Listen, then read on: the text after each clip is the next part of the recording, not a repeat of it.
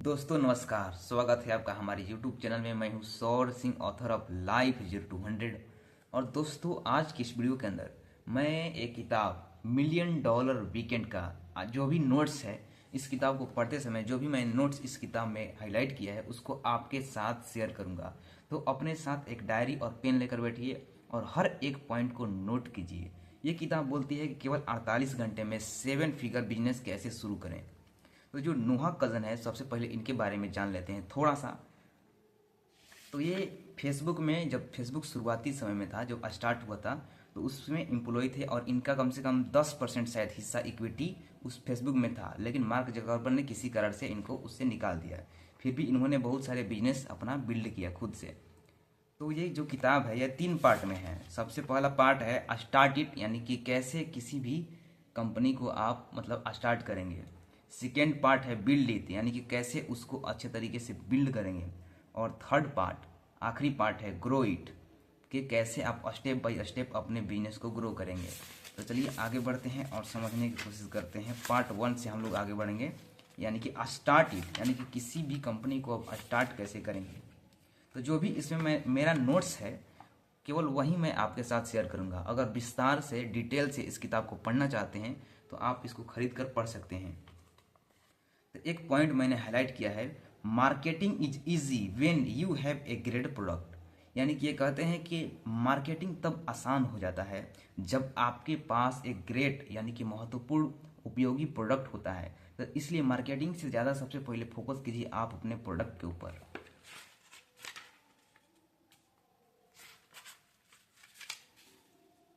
यहाँ पर over thinking के बारे में ऑथर कुछ लिखते हैं। Must people over thinking first और एक्ट लेटर, यानी कि ज़्यादातर लोग पहले ज़्यादा सोचते हैं, कंपनी क्या बनाऊँ, आइडिया क्या होगा, कौन सा प्रोडक्ट मैं बिल्ड करूँ, और एक्ट यानी कि एक्शन नहीं लेते हैं। और लेते भी हैं तो बहुत देर के बाद लेते हैं। लेकिन every successful entrepreneur act first, यानी कि जितने भी सफल एंटरप्रेन्योर हुए हैं, बिजनेसमैन हुए हैं, वो प्लानिंग पर ज़्यादा फोकस नहीं करते हैं, ज़्यादा एक्शन पर फोकस करते हैं। जो भी उनके दिमाग में आइडिया आता है उसके ऊपर कार्य करना शुरू कर देते हैं।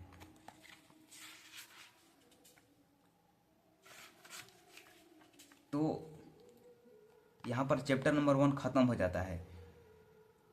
This chapter can be summarise in 1 sentence, successful people just start. अगर इस चैप्टर को एक वर्ड में समराइज किया जाए तो इसका अर्थ यही होगा कि सक्सेसफुल पीपल, यानी कि सफल लोग, जस्ट यानी कि बहुत जल्दी से स्टार्ट कर देते हैं किसी चीज़ को, ज़्यादा ओवर थिंकिंग नहीं करते हैं।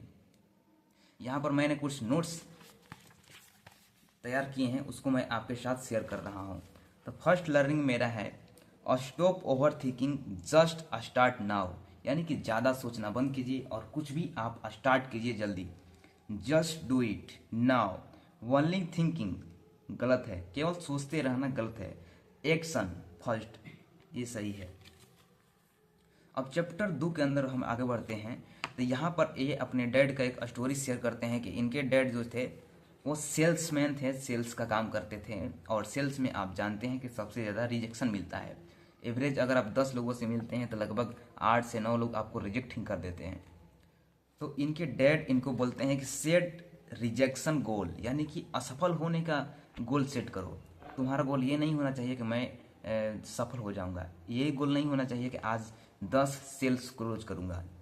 आपका गोल ये होना चाहिए कि मैं 100 लोगों से मिलूंगा, 100 लोगों से बात करूंगा, 100 लोगों को अपना प्रोडक्ट, अपना आइडिया पिच करूंगा। ये तुम्हारा रिजेक्शन गोल ऐसे सेट करना है कि मैं आज 100 बार, यानी कि 100 लोगों से रिजेक्ट होऊंगा, यानी कि 100 लोगों से मुझे नो सुनना है। ऐसा गोल सेट करने को इनके पिताजी इनसे कहते हैं। इससे ये होगा कि आप मजबूत बनेंगे।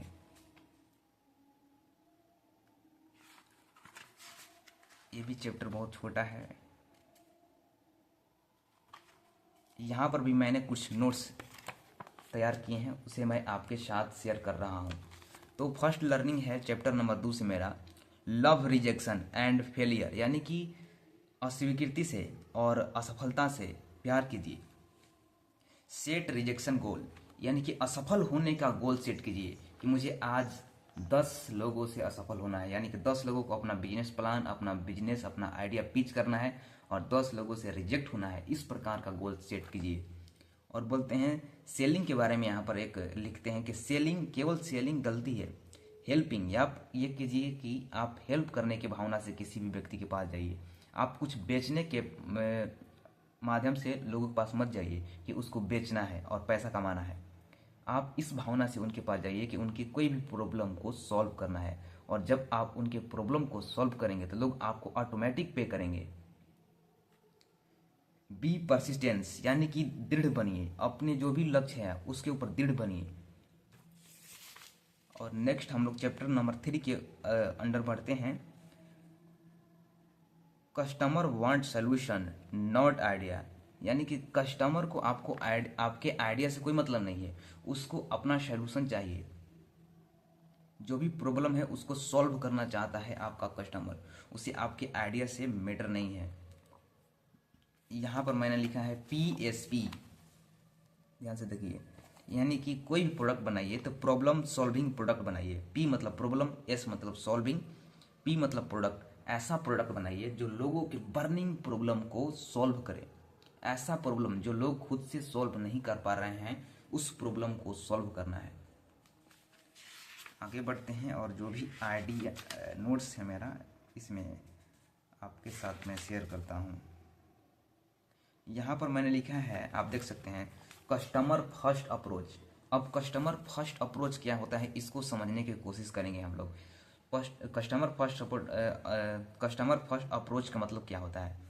जैसे मान लीजिए आप कोई भी कंपनी शुरू करना चाहते हैं जो डॉग का, कुत्तों का खाना बनाने वाली है, तो करोड़ों का मशीन लगाने से अच्छा है पहले आप करोड़ों का मशीन लगा लेंगे, उसके बाद लाखों का प्रोडक्ट तैयार कर देंगे, और जब आप मार्केट में जाएंगे और किसी भी डॉग को खिलाएंगे तो वो खाएगा ही नहीं।